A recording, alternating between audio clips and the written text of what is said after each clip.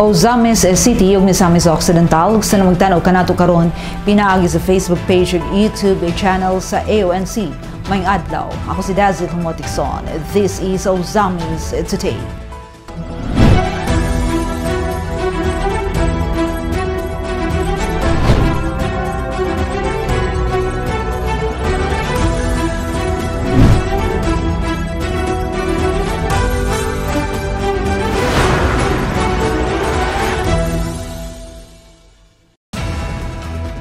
Sa ato ang mga headlines.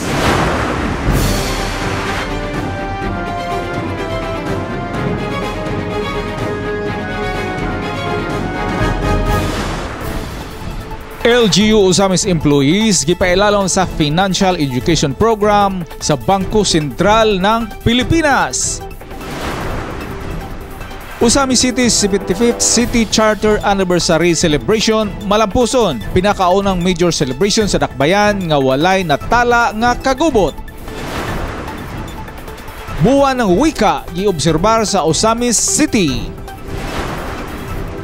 PNP Regional Director Co-op gipahinumduman ni Senador De La Rosa sa pagpadayon sa investigasyon alang sa kasulbaran sa kamatayon ni kanhi lupisay na Mayor Michael Gutierrez. Provincial Government sa Misamis Occidental full support sa mga athletes sa Palarong Pambansa 2023. Boy Scout sa Ozamis City mapasalamaton sa suporta ni Kung Ando ug Mayor Indy sa ilang kalampusan sa 6th One Mindanao Jamboree. Digitalization Payment Ordinance aprobado na sa Konseho. Ginanga na disgrasya ang anak, giabaga sa Asinso Ozamis Administration ang bayronon sa pribadong hospital.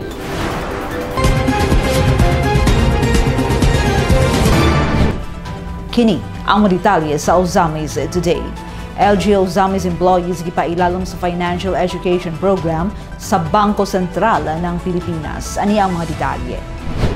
Usa sa magitutukan sa Asenso Ozamis Administration, ubos sa liderato ni Mayor Attorney Henry Indy F. Waminal Jr. aron mo asenso ang mga Ozamisnon, ilabi na ang mga empleyado sa lokal nga pangagmahanan sa dakbayan mao ang pagtabang kanila sa responsable nga paghawid ug pagdumala sa ilang financial nga abot kun kwarta. Gisugdan hapon sa Huwebes, Agosto 3, ang 3-hour sessions nga naghisgot sa lain-lain nga mga topics nga nagtumong nga mag-edukar o magsangkap sa mga LGU Ozamis employees sa financial literacy. Upat ka sessions ang napahigayon gikan Huwebes, Biyernes ug tibuok adlaw sa Sabado. Gibutyag ni Area Director for Bangko Sentral ng Pilipinas Ozamis Branch, Mary Ann Johnson, ang rason nga napahigayon ug napailalom sa mga financial education sessions ang mga empleyado sa LGU.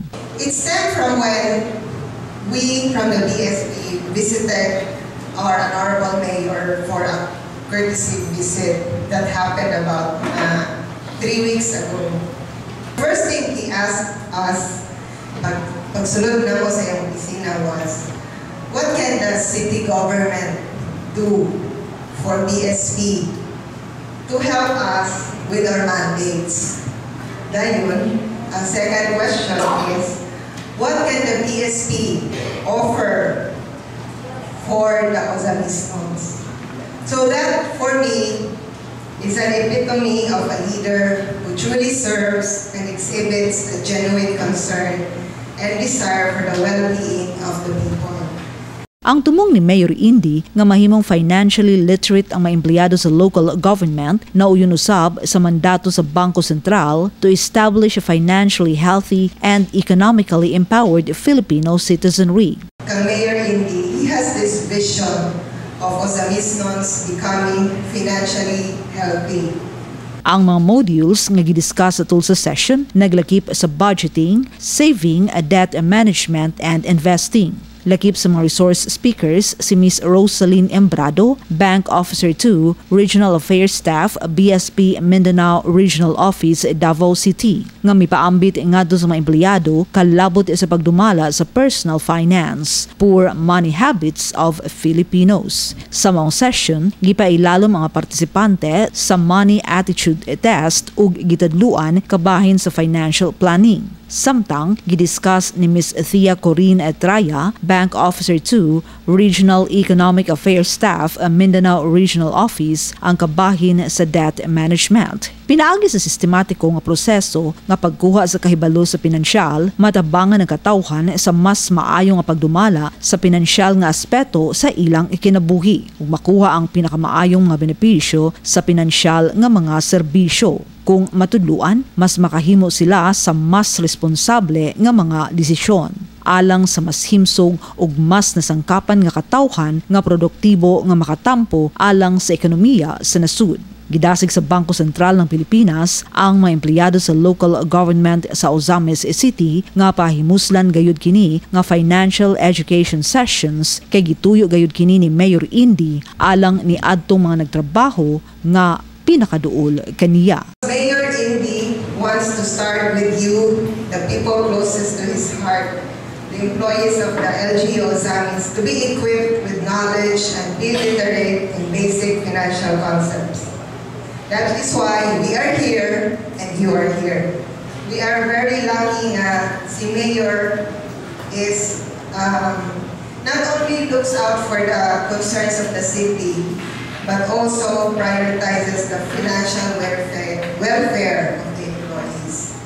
So I urge all of you to take advantage of this opportunity given by our mayor. Our modules will cover budgeting, saving, debt management, and investing. So actively engage in the discussion, learn as much as you can, and do not hesitate to ask your questions. Our speakers from our Mindanao Regional Office from Davao are more than willing to address your queries. Ozamis City's 75th City Charter Anniversary Celebration malampuson pinakaunang major celebration sa Dakbayan nga walay natala nga kagubot. Gitutukan ni Bernal Texon ang maong balita. Aniyang report.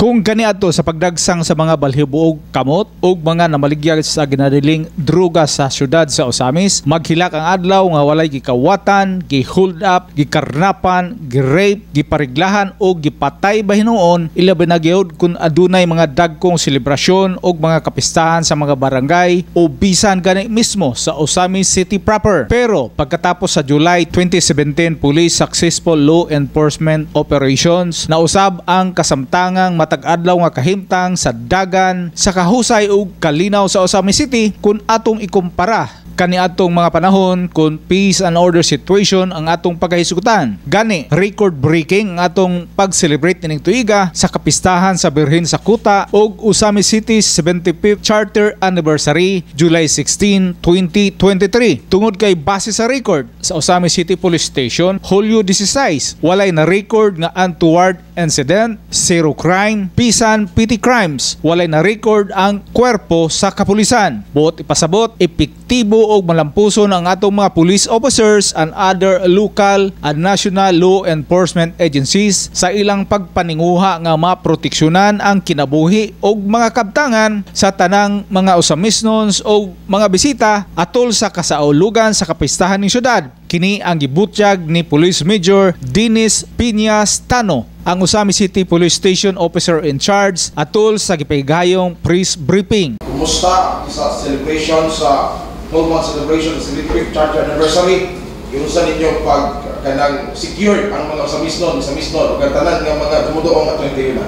Yes, nagpasalamat una sa labang makagagahom nga natabok nato ang celebration sa 75th Charter Anniversary and kapistahan sa ato ang Birhen nga wala gyud major incidents nga nangahitabo. So ilabi na gyud sa adlaw gyud sa kapistahan July 16 naka-record ang Ozamis City og zero incident wala gyud bisag gamay nga insidente nga na-blatter. So kini tungod ni sa planning na to. Gibutyag ni Major Tano ang sikreto sa ilang kalampusan mo lamang ang pag-activate sa tested na nga pamaagi sa kapulisan para mas mapasayon nilang mga alagad sa balaod ang pagmonitor sa tanang mga programa o tanang mga aktibidad may kalabot sa makasaysayanon kasalugan sa atong syudad sa pagsugod pa lamang sa unang adlaw hangtod sa pagkatapos sa selebrasyon. Prior pa sa first day sa event, June 30. 1 week before, naanay planning. Ga-involved na ta sa planning.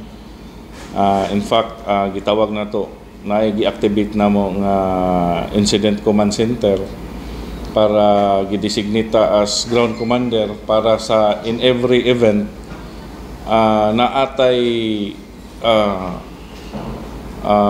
unified command nga pagagikanan kung naay mga event nga i-held ang syudad. Atong laro, sir, i-mention mo nga imong i-activate ang incident command system. Hindi mo na ito sa ilalim, sir? Most likely, mauna na siya. Kuan man god, nag-involve man god ni siya o lain-lain nga unit. So, dili lang kay Usami City Police Station man god ang involved sa pag-secure sa every event, labi na tong mga event nga among gilantaw nga nagkinahanglan og dako nga personnel or security forces. So, na-involved nato dito aside from Usami City Police Station, naatay augmentation from SICAN PMFC. And then naay sa Philippine Army, naay sa Explosive Ordnance Division sa PPO. Then naapay Coast Guard, naapa ato ang CTMS, City Traffic Management System, and naapay gyud ang ato ang kaning sa Bureau of Fire, naapa ang City Health, and then CDRMC, Coast Guard, Maritime na-involved. So dili pwede nga iya-iya mo ang kuan. So naagi in every event. So mag-deploy man ta 2 hours before sa deployment. So naanay log-in, pila ka kabalo na may pila ka personnel ang ma-engage, naanay copy furnace na tanan. Gidugang ni Major Tano nga personal gad siyang nangunay sa pagmonitor sa Incident Command Post nga gipahaluna mismo sulod sa Usami City Police Station para sa hapsay nga monitoring, communications and response system. Natural lang ang oran kay showers of blessings man sa gikan sa kahitasan. Kung ba mo doon, effective ang katong pag-activate sa ICS sa Usami? Nag-create og Incident Command Post gyud. Diri ang kuan ang ato ang area. So para labi na sa communication, so ang communication nato is isara ang command gikan. So kung naay concern ang taga-fire, ang fire mo direkta nako. Kung ang Coast Guard na siya concern, siya po mo direkta nako, and ang decision is gikan ako unsay mga para dili siya magka-overlap ang security. Before ba sa celebration doon ay threat na nadawat ninyo? Wala may threat nga na atong nadawat, but usa man gud na sa ato ang gipaningkamutan, kung naay rest ma-reduce nato. Usa sa mga highlight activities sa kapistahan sa syudad mao ang concert sa sikat nga rock band ang Spanskula nga gidagsa sa nagdasok nga libo-libong music lovers. Gipahayag ni Hippie nga walay bisan usa ang nag-report sa pulis nga siya gipasipad-an matud pa ni Police Major Tano. Yes, deputize. Naatay kuan na ordinansa. During sa celebration, sir, atong during concert kita to Spanskula to siya. Grabe kadagang tao ato. Saan ka na to? Kung maglantaw ka gani sa social media, katong gipost mismo sa Spanskula, grabe ang tao. Gikan sa stage pa dulong dito sa may karsada, dool sa pwesto. And katong sa park yun mismo, puno podog tao. So kami nga security ato, wala mi ga-expect inato gani kadaghan ang crowd. Pero magpasalamat ta sa Ginoo nga katong adlaw bitaw July 16 man to siya. Zero incident, very peaceful ang kuan. Mo na si Mayor siya nga nindot kayo nga kanang atong malingaw ang tao nga walay kagubot, di mas masundan pa gid ni. Alang sa Osamis Today, ako si Bernald Texon. Salamat, Bernald. Buwan ng wika giobserbar sa Ozames City. May report si Adoni Dicena.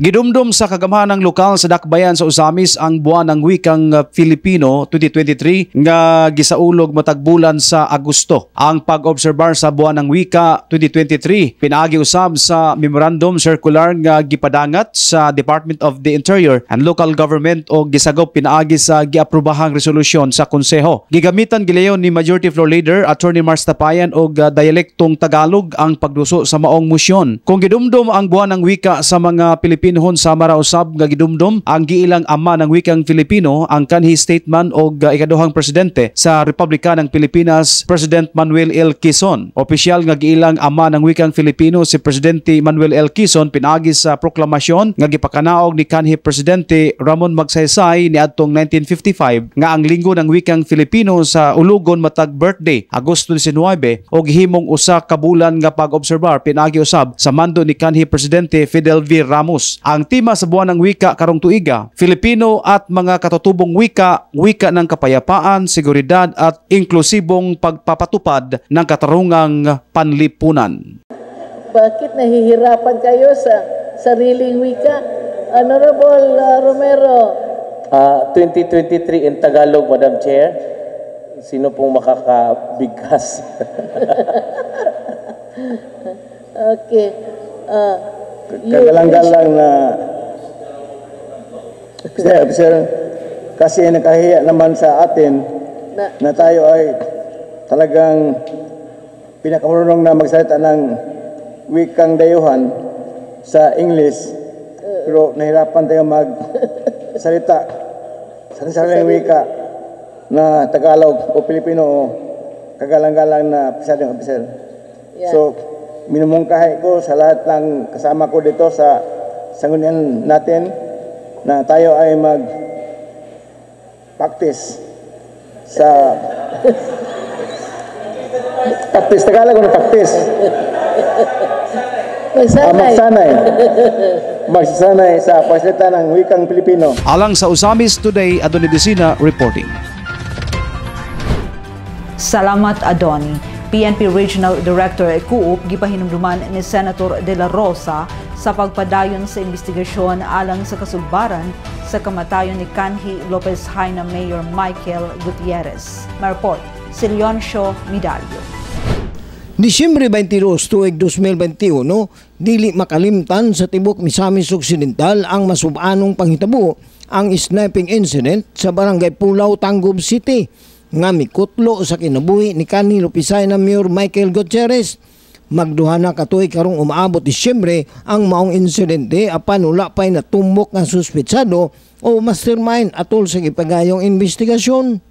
Agosto 2 ning tuiga mipagawas sa iyang statement ang byuda ni kanhi Mayor Gutierrez o karon Misamis Occidental Vice Governor Wayne Gutierrez atol sa gipagayong hearing sa Committee on Public Order and Dangerous Drugs. Pinaagi sa chairman ini nga si Senator Ronald Bato de la Rosa. Apan sa wala pa misugod sa paghatag sa statement si Vice Governor Gutierrez, may paabot una sa iyang simpatiya si Senator de la Rosa ngadto sa pamilyang Gutierrez. Nga diha gipahinumduman ni Senator de la Rosa si PNP Regional Director 10 Police Brigadier General Lawrence Coop nga mankamot aron makuha ang hustisya sa kamatayon ni kanhi Mayor Michael Gutierrez. With that, I am reminded to remind PNP, particularly General Noble of the IDM and RD Co-op na yung exert effort na masolve yung kaso ng asawa niya. Kasi alam mo, very dangerous on our part yung sniping ka na lang na hindi makita kung saan galing yung bala, patay ka na lang diretso. If it will happen again, tapos sino na naman tatamaan, tapos magiging unsolved na naman, we will be living in fear dyan sa Misamis Occidental. Kaya exert effort, isolve niyo yung kaso ng husband ni ma'am. Kuchun, sniper fire without a trace. Professional yung gumawa, napaka-professional, walang trace. So, huwag niyong kalimutan yung kaso na yun, ha? Emosyonal nga gibasa ni Vice Governor Gutierrez ang iyang statement kalabot sa natabong sniping incident nga mikutlo sa kinabuhi sa iyang kapikas nga walay gihatag nga makatagbawng resulta sa gihimong investigasyon og siya nang hinaot nga ang kamatayon ni kanhi Mayor Gutierrez makahatag unta kini og atensyon sa maong komitiba. The investigation of such sniping incident has not yielded a satisfactory result. I hope that the slaying of my husband also be given attention by the Senate Committee on Public Orders, so as to uncover the truth, bring the perpetrators to justice, and provide solace to our grieving hearts. Because of that sad tragedy, I took the strongest of my courage to continue his candidacy despite not being engaged in a political position nor had political experience.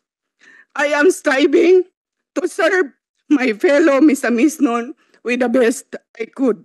Gipahayag ni Senator Ronald Bato de la Rosa nga ang maong kaso iyang gisalig sa kapulisan apan sumala pa niya nga hangtod karong panahon na walay klaro o walay natumbok nga suspitsado. Busa gimanduan sa maong senador ang PNP Regional Director o ang DIDM Director nga ipadayon ang maong investigasyon o nang hinaot siya nga dili na unta kini mahitabo pa pag-usab o matagaan na kini og kasulbaran. Pinapaubaya ko sa pulis yung investigation ng kaso na yon. So ngayon, hanggang ngayon, walang klaro, walang linaw. So I am advising the RD and the Director of the IDM to please continue. Kasi yung nakakatakot talaga. Nakakatakot. Pwede ka lang tatamaan ng isang bala, patay ka na. Without a trace. Tapos. So sana, hindi na maulit yun. Hindi na maulit. At saka, mabigyan ng resolusyon yung kaso na yan. That's, I am, as chairman of this committee, I am requiring you to do your job in investigating that case. Please comply to this committee. Gidugang pa ni Senator De La Rosa nga kinahanglang muhatag og update report ang kapulisan kalabot sa maong investigasyon ngadto sa iyang komitiba sa dili pa mag-break ang sesyon sa Senado. Before break, September 28. You expect na magpapatawag ako dito ng hearing to give us an update on that case. General Co-op, gamitin mong abilidad mo, lahat ng abilidad mo sa pagka-investigador at pagka-intelligence officer. Gamitin mo lahat para mabigyan ng linaw itong kaso na ito. Okay? Provincial Director, all of you work double time, triple time. Okay? Alang sa Usamis Today, ako si Leoncio Vidalio. Salamat Leoncio. Provincial government sa Misamis Occidental full support sa mga athletes sa Palarong Pambansa 2023. Atong dawaton ang report ni Glenn Ray Roluna. Mihakot og mga medalya sa mga managlahi nga dula ang mga atleta gikan sa Misamis Occidental atol sa malampuson nga gipahigayon nga Palarong Pambansa nga giheld sa Marikina City nadtong nakalabayng semana. Din ang ilang mga nahimong kasangka ang mga nagkariyang atleta usab sa mga rehiyon ning nasud. Ang probinsyal nga gamhanan sa Misamis Occidental ubos sa liderato ni Governor Henry Wominal Sr., Vice Governor Rowena Wing Gutierrez ug mga board members kinsa mihatag sa suporta ngadto sa mga atleta nga mga kabataan nga nisalmot sa Palarong Pambansa karon tuiga. Din gihatagan kini sa mga gamhanan sa ilang mga gikinahanglanon. Pinaagi usab ni Acting Provincial Sports Development Officer Mr. Gian Paul Dibaras ug sa koordinasyon sa Department of Education sa Misamis Occidental nga gipangunahan ni Dr. Reynaldo E. Manuel Jr. Ana usab ang mga ASDS sa Misamis Occidental Division, Mr. Eugene I. Macahis Jr., School Heads, Sports Coordinator o mga coaches gikan sa mga nagkadaiyang eskwelahan ning probinsya. Si DepEd Region 10 Regional Director Dr. Arturo B. Bayukot personal usab mismo nga mihatag sa suporta sa mga atleta sa Rion 10 nga mipakita sa ilang kahanas sa mga nagkadiyang sports. Diin nakakuha kini og 72 ka mga medals gikan sa mga managlahi nga sports base kini sa official tally sa palarong pambansa. Samtang ani usab ang mga atleta gikan sa Misamis Occidental nga mihakot og mga medalya. Gold medal si Tio Lucy Papel, din nakuha nini ang mga musunod. Athletics 5,000 meters secondary boys Tangub City National High School. Athletics 1,500 meters secondary boys.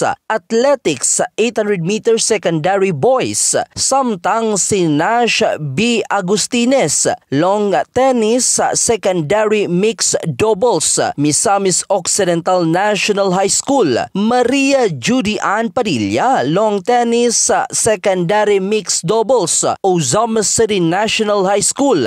Silver medal Nash B. Agustines, long tennis secondary boys doubles, gikan sa Misamis Occidental National High School. Maria Judy Ann Padilla, long tennis secondary girls doubles, gikan sa Ozamas City National High School. Shiblon A. Montera, swimming 200 meter butterfly secondary boys, gikan sa Tangub City National High School. Marjun V. Castaño, athletics, javelin thrown elementary, Kasusan Elementary School, Aluran.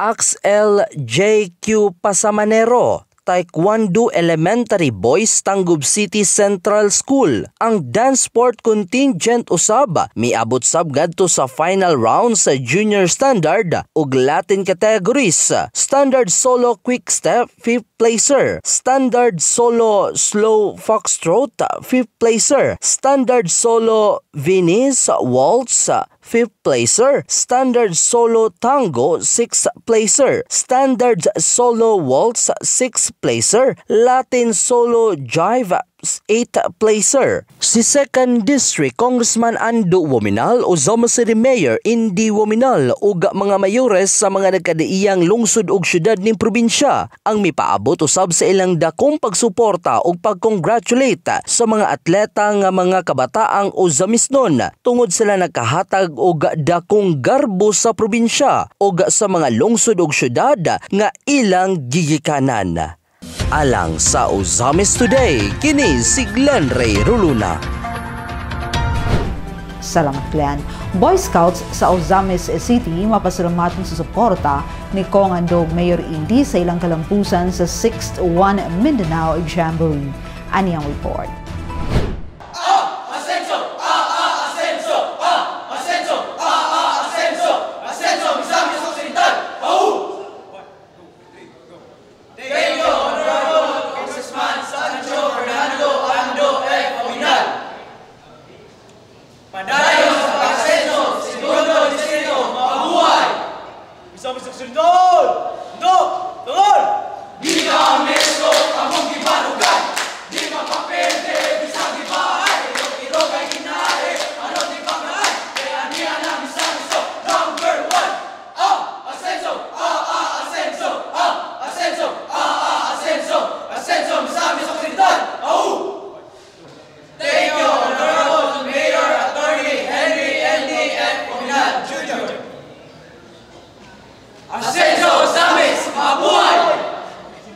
Milanog ang IEL sa pasalamat sa mga Boy Scouts sa Ozamis sa City Hall lobby Biyernes, Agosto 4, 2023 sa diyang personal nga miadto ang mga Boy Scouts nga nagikan sa Ozamis City National High School, Labo National High School ug LaSalle University aron personal nga ipaabot ang ilang pasalamat kang Congressman Ando Wominal ug Mayor Indy Wominal sa dakong suporta niini aron sila malampuson nga makaapil sa 6th One Mindanao Jamboree Jamboree nga gipahigayon sa Camp Balatukan, Makilala, North Cotabato. Nakuha sa Boy Scouts Misamis Occidental Council nga naglakip sa mga Boy Scouts sa Ozamis ang ikaduhang pwesto sa Sub-Camp 4 Campfire Presentation representing Misamis Occidental sa 6th One Mindanao Jamboree nga gisalmutan sa kapin 2,000 ka mga partisipante gikan sa tibuok Mindanao. It's a big accomplishment for Misamis Occidental Council, so we received the second place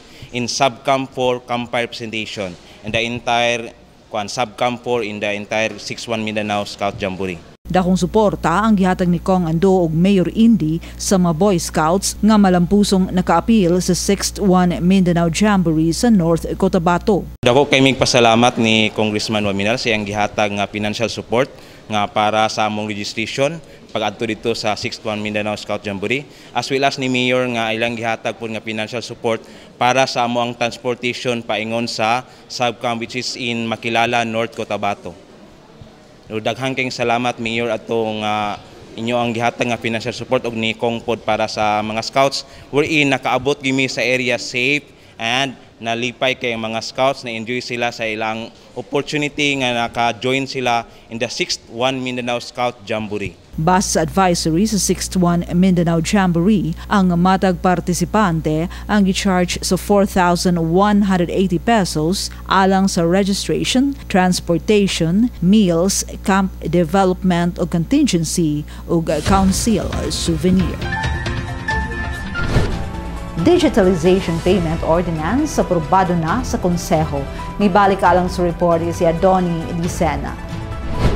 Sa dili madugay, masinati na sa mga usamisnon nga nagsuki sa Ozamis City Public Mall ang digital payment o ang pagbayad pinaagi sa GCash o guban pang digital payment service provider. Nagadayon si Majority Floor Leader Attorney Mars Tapayan nga posibleng moepekto ang maong ordinansa sa katapusang semana sa Septembre nining tuiga. Igiusab makapahigayon og orientation seminar ang komitiba nga maoy nangulo sa nasangpit nga ordinansa kauban sa mga personnel sa BSP o Bangko Sentral ng Pilipinas nga maoy lead agency sa Kagamahanang Nasyonal nga may kampanya sa digitalization din ang programa gitawag nga Palengke QRPH. Ang respondent sa himuong serye sa orientation seminar mao ang mga vendor o renter sa mga patigayon nga gidumala sa City Economic Enterprise sama sa Public Mall o IBJT. Sa nasangpit nga orientation, pasabton og tudluan ang mga vendor kung unsaon pagtransact ang mga payment nga iagi sa digital payment provider sama sa GCash o Paymaya. Apan gipasabot ni Attorney Mars Tapayan nga dili iobligar ang publiko nga mogamit og digital payment og padayon gihapong dawaton ang pagbayad og cash sa pagpangumpra. Preparation usab kini alang sa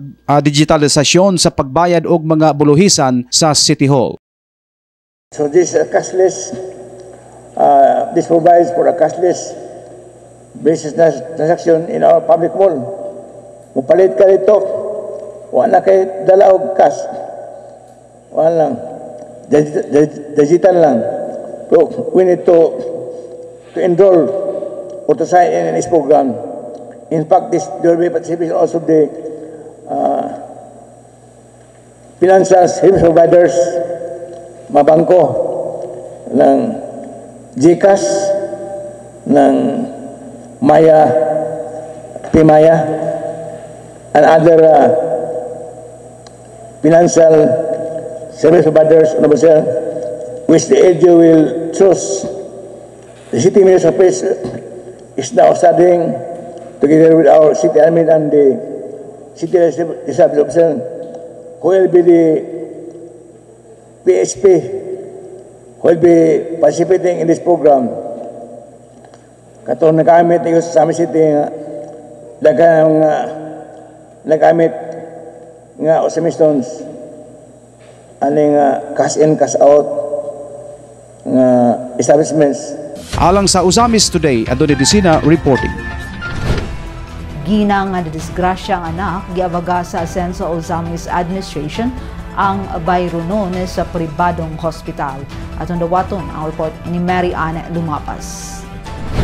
Padayon sa pagtagana sa panginahanglan sa mga residente sa dakbayan sa Asinso Usamis Free Hospitalization ang Burial Assistance Program. Usa sa natabangan niini si Alma Abuton, 51 years old, nga nagpuyo sa Banadero, Usamis City. Gisaysay ni Alma na ang iyahang anak nga si Criselmi Abuton, 25 years old, na disgrasya kini sa Bonifacio, hinungdan nga nabalian siya sa wala nga bahin sa iyahang abaga. O kinahanglan nga tauran gayud siya sa doktor og titanium mao nga gi-confine ang maong pasyente sa Faith Hospital. Usa sa gihambin nga kabalakan ni Alma sa ilang excess bill nila na mikabat sa kantidad nga 50,000 pesos. Hinungdan nga sa unang higayon biduol siya sa buhatan sa Asinso Usamis Administration aron makapangayo og assistance sa iyang hospital bill. Sa dihang nasayra niya nga gi-zero balance ang iyang excess bill pinaagi sa Asinso Usamis Free Hospitalization Program, bigaan ang kabugat nga gihambin ni Alma o kabalaka sa ibayad sa maong bill. Kuan ang balance kay 48 motoy among gi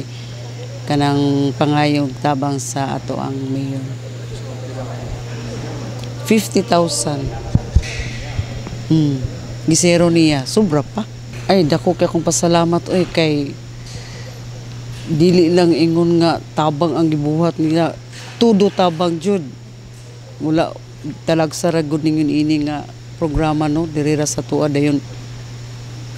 Basta dako kay akong pasalamat niya kay na kuan gyud niya nga amo ang mga panghambing nga mga kani amo ang suliran aning amo ang mga problema sa mga pag-admit aning nana ba. Dako kaayo ang pasalamat ni Alma sa nagdumala sa Team Asinso Usamis Administration ug gilabi na ni Mayor Attorney Andy Waminal Jr. nga adunay sama niini nga programa nga nakatabang gayud sa mga katawhan nga maoy miabaga sa mga bayronon sa pribadong hospital. Ako nagpasalamat ug dako sa atong mayor si Mayor Andy Waminal sa iyahang dako kintabang sa moang pagpa-hospital sa kong anak dito sa Faith. Kay og wala pud yang mga tabang maglisod jud mi. Basta dako king salamat Mayor sa imong tabang sa amoa. Alang sa Usamis Today, ako si Mary Ann Lumapas. Salamat Mary Ann. Ang Usamis Today hatod kanato as a public service feature sa Asenso Usamis News Channel. Ubos sa pagdumala sa LGU Usamis pinaagi ni Mayor Attorney Henry Indiaf Waminal Jr. Alang sa dugang impormasyon, please like our official Facebook pages. Kung Ando Waminal, Attorney Indy Waminal ug Asenso Usamis News Channel. And please subscribe to the official Asenso Usamis YouTube channel. Sa ngalan sa kitibukang AONC team, Leoncio Midalio, Bernald Texon, Adoni Dizena, June Purgatorio, Ares Carpio, Kim Tangaro, Macjul Malinis, Mary Ann Lumapas, Zander Dalid, o si Glenn Ray Roduna sa Misamis News Network. Ako si Dazil Humuatikson. Daghang salamat. Padayon Asenso Usamis, Asenso Segundo Distrito, Asenso Misamis Occidental.